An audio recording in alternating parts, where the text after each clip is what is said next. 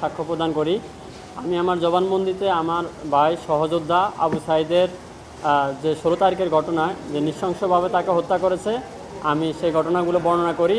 এই ঘটনার সাথে যারা জড়িত ছিল, সাবেক ফ্যাসিস্ট হাসিনা সরকার এবং তাদের যারা মন্ত্রীরা ছিল তাদের নাম উল্লেখ করেছি, এবং বিশ্ববিদ্যালয়ের প্রশাসন, বিশ্ববিদ্যালয়ের শিক্ষক মশিউর রহমান, আসাদ মণ্ডল সহ বিশ্ববিদ্যালয়ের যারা আওয়ামী মতাদর্শী যারা কর্মকর্তা কর্মচারী ছিল, যারা এই হত্যার সাথে জড়িত ছিল, পুলিশ বাহিনীর যারা ঊর্ধ্বতন কর্মকর্তা, ডিসি মনিরুজ্জামান, তারপরে হচ্ছে শাহনুর আলম পাটোয়ারি, আবু মারুফ, এসি আরিফুজ্জামানি, তারপরে হচ্ছে ওসি রবিউল ইসলাম, এবং আমাদের পুলিশ ফাঁড়ির ক্যাম্প ইনচার্জ বিভূতিভূষণ রায় সহ যারা হত্যা করেছে, যে দুজন পুলিশ বাহিনী এএসআই আমির আলী এবং কনস্টেবল সুজয়চন্দ্র রায়, আমি সবার বিষয়ে উল্লেখ করেছি। যেহেতু আমি একজন প্রত্যক্ষদর্শী আবু সাঈদের সহযোদ্ধা, তো আমি তাদের সর্বোচ্চ বিচার দাবি করেছি। বিজ্ঞ আদালত তাদের বিচার সুষ্ঠুভাবে স্থলে ছিলাম। আবু সাঈদের যেখানে হত্যা করে তার কিছু দূরেই ছিলাম, এবং আমি আমার চোখের সামনে দেখেছি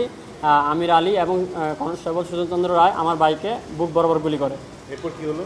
এবং তখন প্রথমে সে পড়ে গেলেও সে আবার বুক চেতিয়ে দাঁড়িয়ে যায়, কিন্তু তারপরে তার উপরে গুলি চলতে থাকে। এক পর্যায়ে সে সহ্য করতে না পেরে ডিভাইডারের পিছনে গিয়ে পড়ে যায়, তখন আয়ান তাকে উদ্ধার করে। আচ্ছা, আপনার এই যে ভিসি এবং বিশ্ববিদ্যালয়ের অন্যান্য প্রশাসনিক অনেকেই আছে এর সাথে জড়িত, বক্তব্য আসছে, আপনি শিক্ষার্থী হিসেবে তারা আসলে কেন দায়ী, কতটা দায়ী, আপনার কাছে কি মনে হয়েছে?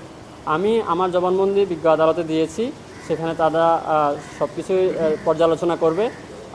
বলেন না আমাদের, কেন ভিসি বা অন্যরা দায়ী কেন? আপনি তো শিক্ষার্থী, সহকর্মী। এজ এ শিক্ষার্থী হিসাবে আমি মনে করি বিশ্ববিদ্যালয়ের প্রশাসন যেহেতু দায়িত্ব ছিল, তো আমি তাদের মনে করি দায়িত্ব অবহেলা ছিল, এজন্য আমি তাদের বিচার দাবি করেছি।